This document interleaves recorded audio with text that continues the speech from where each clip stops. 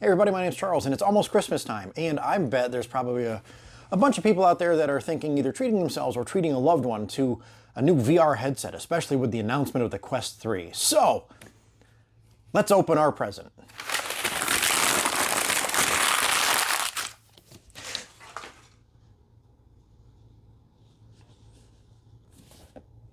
That's not a Quest 3. The hell is a PICO 4? Glad you asked, or you didn't ask, but I'm going to tell you anyway. So, a PICO 4 has actually been out for about a year now. It was released, I think, October of last year.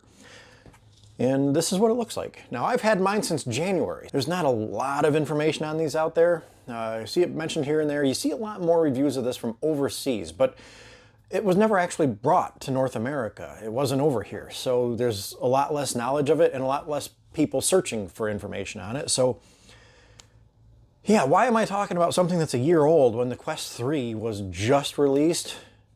Well, a few reasons actually. Last year, when I was looking for a headset, my brother had brought a Rift to a family function and I played on one, and I'd never used VR headsets before. So I wasn't sure how they would work with glasses or anything, but I kind of got hooked on it. So we both started looking for headsets. He ended up going with a Quest 2 that he found on Marketplace, and I went a different route. I started doing some research, as I'm prone to do whenever I'm looking for something. Probably a character flaw of mine, but I like to look to see what's not the status quo. So everybody in the world was buying a Quest 2. I'm pretty sure they sold millions upon millions. It was by far, I think, the #1 selling VR headset ever. And I didn't want one. I wanted something different. I didn't want to be like everybody else. But what the PICO 4 was kind of a knockoff, if you will, of the Quest 2. So everything is very, very similar to the Quest 2 in regards to function, but the form is a little bit different.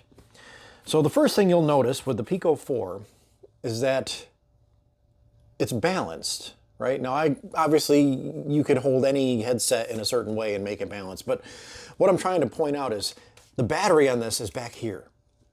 This is where your battery is stored, not in the headset like the Quest 2. The Quest 2, you have this great big massive thing here, so when you have it on your head, it really is trying to pull forward.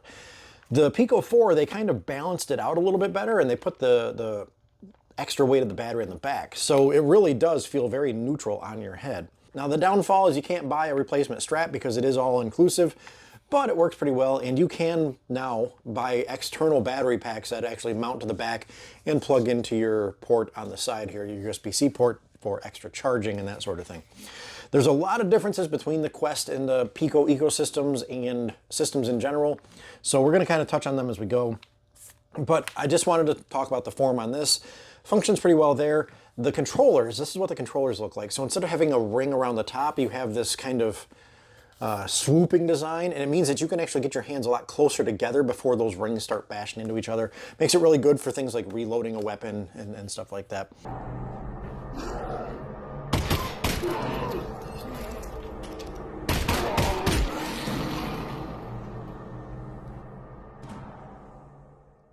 Otherwise, though, they do function pretty much the same way.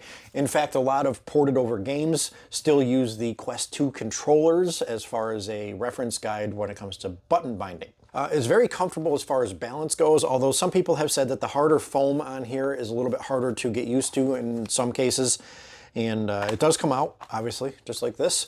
They even have an additional, it's almost a 1/4 inch thick spacer ring. So if you do wear glasses and your glasses are touching the lenses, you can put a spacer ring in that'll actually bring this out, so that way your glasses, through your face, don't hit the lenses on the inside. But it is all magnetic, it just snaps on and that's it.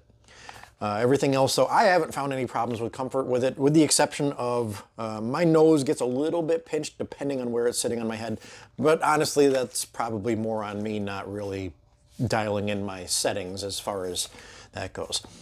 Spec-wise though, and we're going to compare this to all three of them, really, the Meta Quest 2, the Quest 3, and the PICO 4. When the Quest 2 came out, it had a narrower field of vision. It was like 95, 96 degrees, whereas this had 105, 106 degrees, both horizontal and vertical. In vertical field of view, man, it really opens up the world, so to speak, and it gives you a lot more immersion that way. There was actually a quote somebody had made that the vertical was actually the biggest sense of difference between any of the headsets. That's what makes the biggest difference when you're in a VR world, and it's true.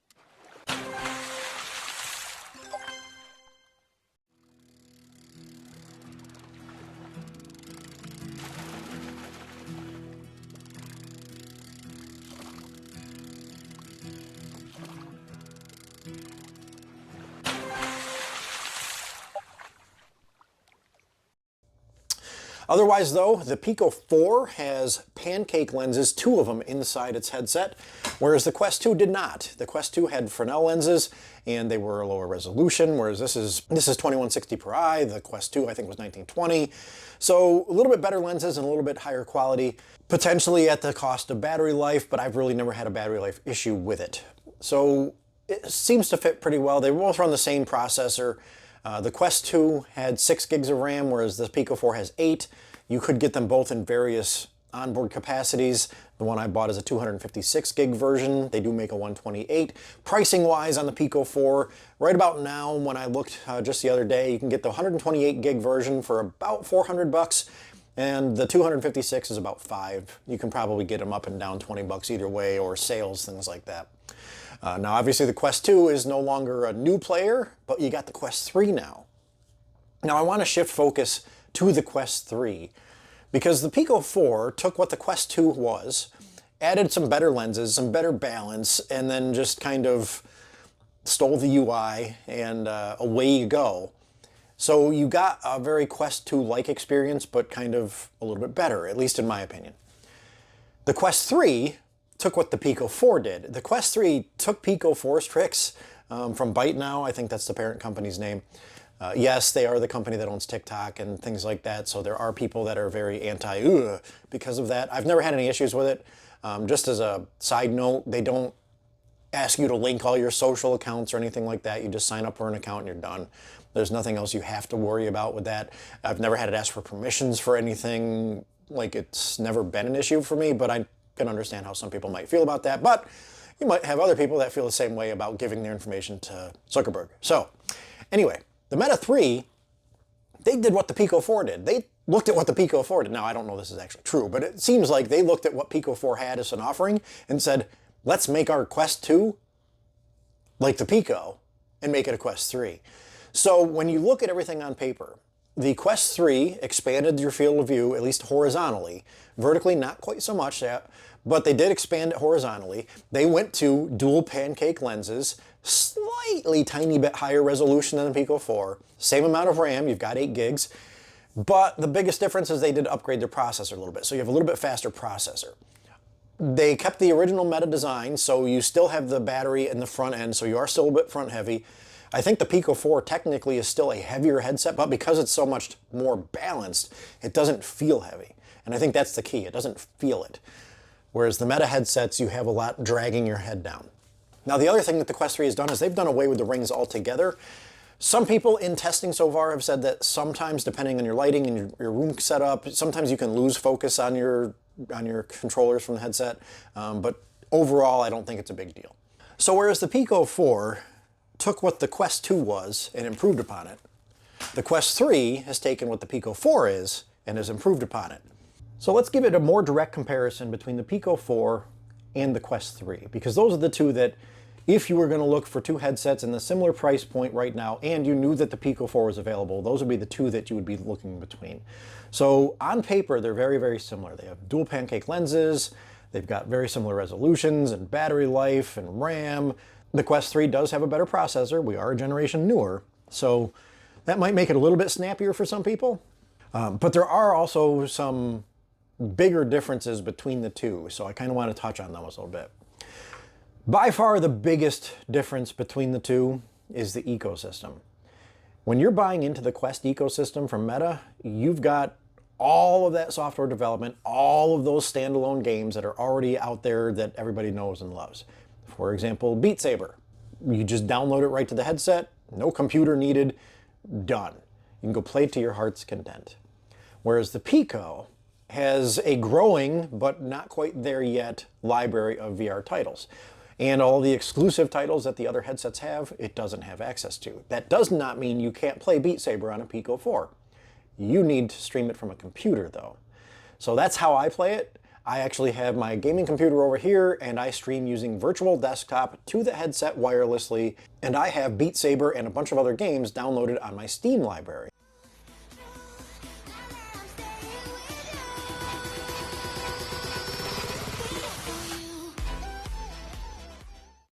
So I'm effectively playing my Steam game of Beat Saber wirelessly on the headset over here in the middle of my room. Works the same way with a lot of games. PICO does have their own streaming assistant, which can actually run wirelessly or wired, similar to the Oculus Link on Meta, where you have a wired connection coming in.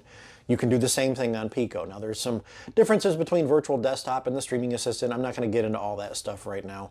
If you have any questions on it, though, I can try to answer them as best as I can. But for now, that's just basically the operation that I use. I use virtual desktop. It seems to work fairly well for me. It has a little bit better options with regards to fine-tuning your performances. The Meta Quest 3, though, is going to be all-inclusive as far as a lot of those games go. All those standalone games that you can take your headset to a hotel or on vacation with you and just play them, you don't have that same library on the PICO 4. They have their own library. It's not quite as inclusive. It's not quite the same.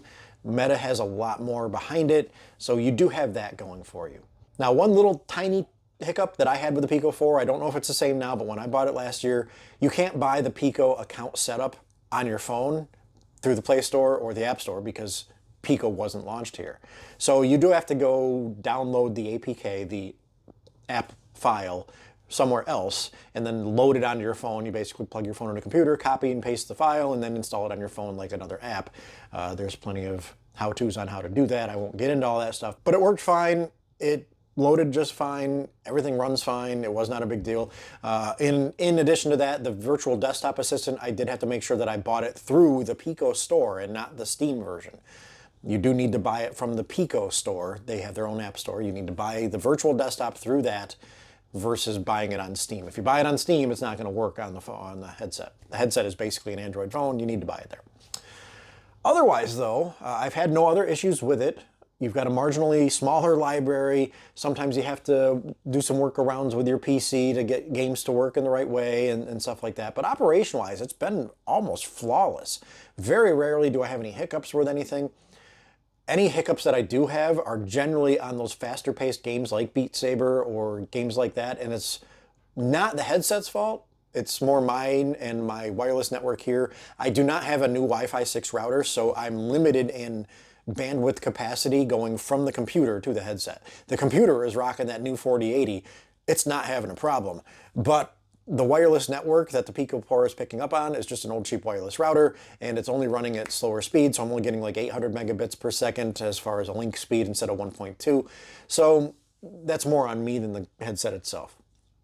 But again, if you have the Quest 3, sign in your Facebook account, go nuts. Another advantage that the Quest 3 has, in addition to all the software and ecosystem development behind it, the new pass-through on the Quest 3 is pretty impressive. I haven't seen one in person, but I've seen a lot of people demoing it, and it is a pretty impressive feat when it comes to that.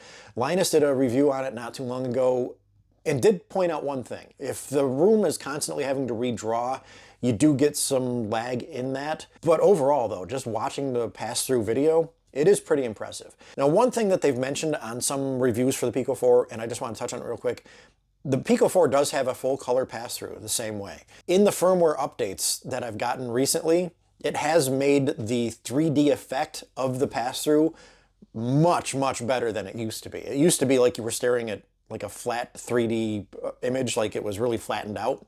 But now it is much better. It's still not quite on par with the Quest 3. Quest 3 has much better cameras for that, but it still is a very impressive pass-through. I have no problem walking around wearing it in the pass-through mode. I can pick things up just fine.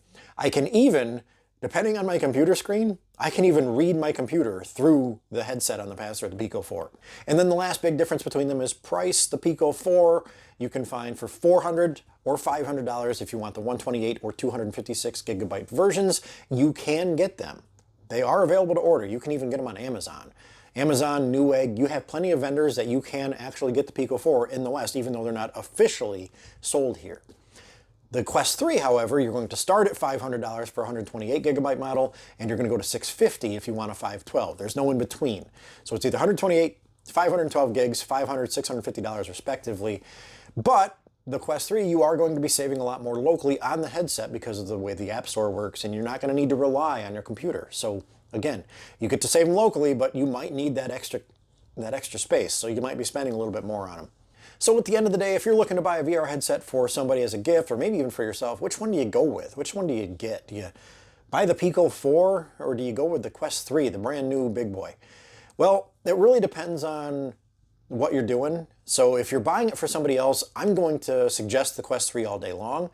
The ecosystem is very familiar. The Facebook Meta ecosystem, the App Store is much more comprehensive. Everything gets saved local, so no one's going to have to tinker with a PC.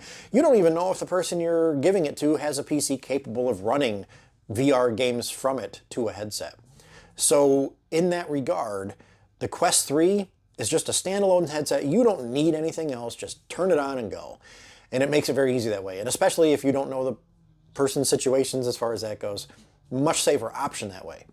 However, if you're somebody that likes to tinker, wants to save a few bucks, and you have a pretty decent gaming PC, or maybe the titles you want to play VR-wise are more PC-based games anyway, if you're looking for the visual quality, you're not giving up anything really over the Quest 3 by going with the PICO 4. You're not losing out. You're not really hurting yourself any. From all the reviews I've read, people that have used both of them side by side, the visual clarity is very, very similar between them. Maybe a little bit better contrast or saturation on the Quest 3. Again, brand new, newer colors, newer lenses. But otherwise, though, you've still got a very, very good experience, very readable text, very readable. Everything's in the PICO 4. It is not a bad alternative. I'm very happy with mine. And on that note, I hope everybody has a great holiday season, or at least winter if you're not into the holidays. And thanks for watching, and I'm sure we'll see you again soon. Take care.